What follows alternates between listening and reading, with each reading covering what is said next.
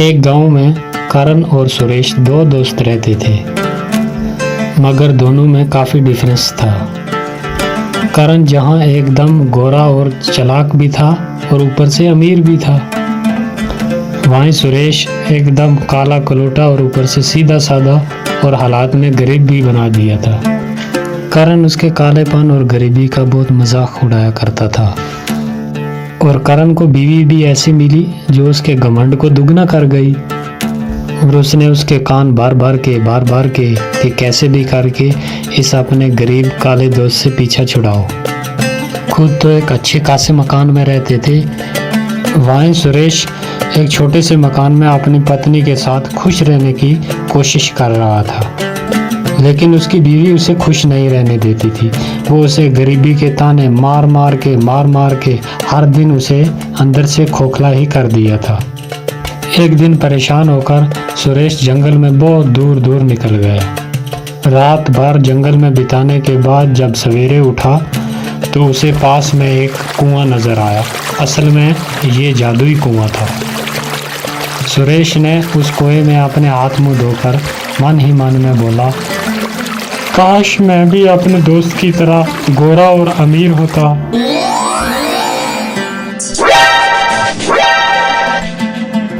लगता है इन गांव वालों को पता चल गया कि मैं रात भर घर पर नहीं था, तभी ये ऐसे मुझे घूर घूर कर देख रहे।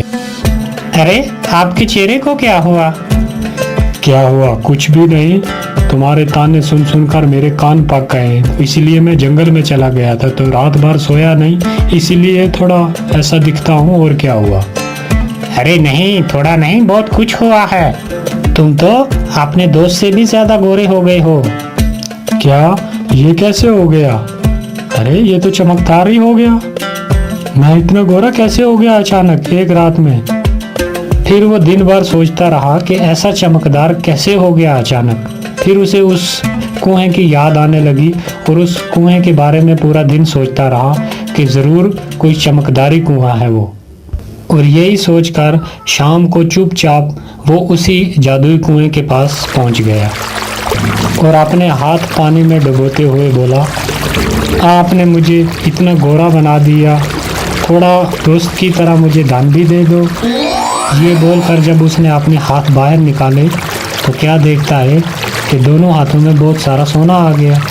फिर वो ये बात जाकर अपनी पत्नी को जब बोलता है तो वो यकीन ही नहीं करती, लेकिन उसके हाथों में इतना सोना देखकर उसे भी यकीन करने पर मजबूर होना पड़ा।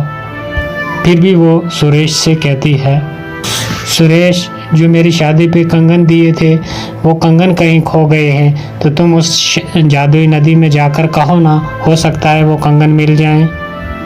अरे जादुई कुएं में कैसे मिलेंगे जब हम वहाँ कभी गए ही नहीं। आज दिन तक मैं पहली बार गया हूँ जो वहाँ जादुई कुएं में खो गए हों या जंगल में खो गए हों। और बीवी की बात सुनकर वो फिर उसी जादुई कुएं के पास जाकर अपने हाथ डुबोकर पानी में कहता है, जब आपने इतना कुछ दे ही दिया है तो आप मेरी बीवी के कंगन भी दे सकते हो। ये कैसा चमकदार है? क्या ये जादुई कुएं आपका चमकदार है?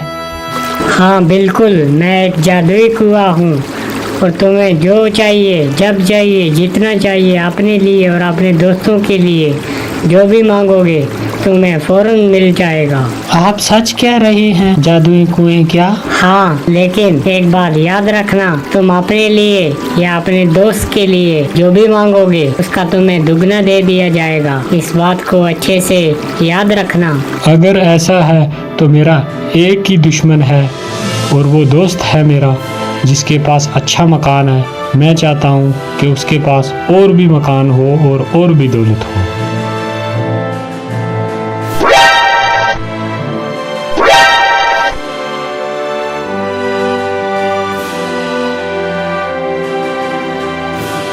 इतनी बड़ी उपलब्धि, इतना गोरा रंग और ये बड़ा मकान इसके पास आया कहाँ से? यहाँ दिल का अच्छा और भोला सुरेश उस जादुई कुएं के सहारे मजबूर और बेबस लोगों की मदद करने में लग जाता है।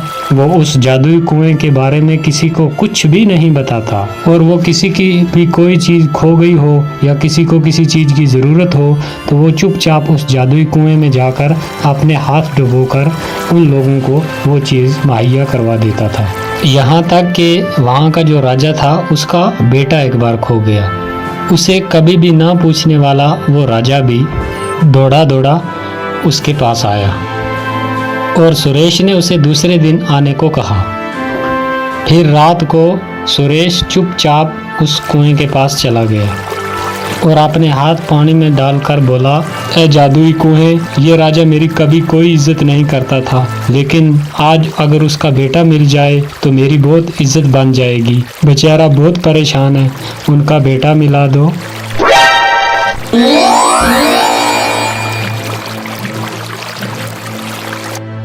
राजा का बेटा मिलने के बाद तो फखर से सुरेश की छाती चौड़ी हो जाती है और उसके चर्चे पूरे गांव में फैल जाते हैं।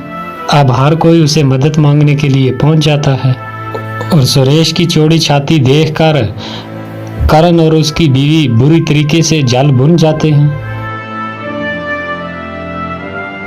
फिर एक दिन एक गांव के किसान की एक बकरी खो गई और वो बकरी किसान के बेटे को बहुत ज़्यादा प्यारी थी, जिसके दुख में वो बहुत बीमार पड़ जाता है।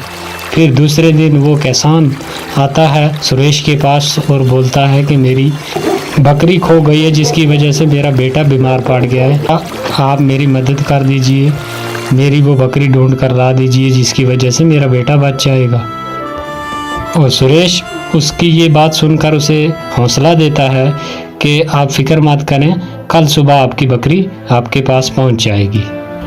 उसकी ये बात उसका भाई करण गिद्ध की तरह नज़र जमाए हुए ये बात पूरी सुन लेता है और सुरेश जब बकरी ढूंढने के लिए जाता है तो उसके पीछे पीछे उसका वो दोस्त करण भी उसका पीछा करता करता वो भी पहुंच जाता है और उसे ये सब करते देख लेता और सुन भी लेता है और उसे सारी बात समझ में आ जाती है कि ये जादुई कुआं है। और अमरीश के वहां से जाते ही वो जल्दी जल्दी उस कुएं के पास पहुंचता है और उस कुएं में वो भी अपने हाथ डालकर कहता है, मेरी बीवी को सर से लेकर पाँव तक सोने से लाद दो, बहुत सारा सोना दो मुझे। धन्यवाद जादुई कुएं, अब मैं भी आपसे हर चीज मांग कर ले जाऊंगा। हाँ, मगर याद रहे तुम अपने दुश्मन के लिए जो भी मांगोगे उसका तुम्हें दुगना मिलेगा। मैं भला अपने दोस्त या किसी दुश्मन के लिए क्यों मांगूंगा, मैं तो सारी जिंदगी अपने ही लिए मांगूंगा। हाँ। और घर पहुंचने पर जब उसकी बीवी उसके हाथ में इतने गहने देखती है वो तो खुशी से पागल ही हो जाती है। इस तरह से तो हम दुनिया के सबसे अमीर तरीन इंसान हो जाएंगे और हमारी बराबरी का कोई भी नहीं रहेगा। अरे क्यों नहीं, वो सुरेश है ना, वो तो हमारी बराबरी का है ना, उसे उस जादुई कुएं का पता है। तो कुछ ऐसा करो ना ताकि वो वहां तक जा ही ना सके। क्या करूं, तुम ही बताओ, आज तक तो आप ही की मान कर चलता रहा हूं, आज भी कोई सलाह दे दो। तुम ऐसा करो, उसे अपाहिज कर दो ताकि वो वहां तक जा ही ना पाए, फिर सारे कुएं के मालिक हम खुद ही हो जाएंगे। हाँ ठीक है, ऐसा ही करूँगा मैं। दूसरे दिन फिर खुशी खुशी करण जो है वो उस कुएं के पास पहुंच जाता है और अपने हाथ डालकर बोलता है, ए जादुई कुएं, मुझे बहुत सारे कपड़े साड़ियाँ दो मेरी बीवी के लिए। ए जादुई कुएं, मैं चाहता हूँ कि मैं ही आपके पास आऊँ, इसलिए मेरे दोस्त सुरेश को अधमरा कर दो ताकि वो यहाँ तक पहुँच ही न सके। तुमने बहुत बड़ी गलती कर दी करण। मैंने पहले के दिन आपको बोला था कि तुम अपने दोस्त या दुश्मन के लिए जो भी मांगोगे उसका तुम्हें दुगना मिलेगा, और तुमने मांगा कि मेरे दोस्त को अधमरा कर दो, इसलिए तुम पूरे ही मारे जाओगे। अरे नहीं नहीं, गलती हो गई मुझसे। लालच में करण को कुएं की बात याद ही नहीं रही और उसने लालच में आकर अपनी जान से हाथ धोने पड़े। तो दोस्तों, इस कहानी से हमें ये सीख मिलती है कि अगर तुम्हें किसी चीज़ से कुछ मिलने लग जाए तो उसकी कही हुई बात और उसके रूल जो है वो कभी ना भूले, वरना अपनी जान से भी हाथ धोना पड़ सकता है। तो ये थी दोस्तों आज की कहानी। तो आपसे रिक्वेस्ट है कि चैनल को सब्सक्राइब कर दें और वीडियो को जाते टाइम लाइक कर दिया करें ताकि हम दूसरी वीडियो आपके लिए जल्द अपलोड कर सकें।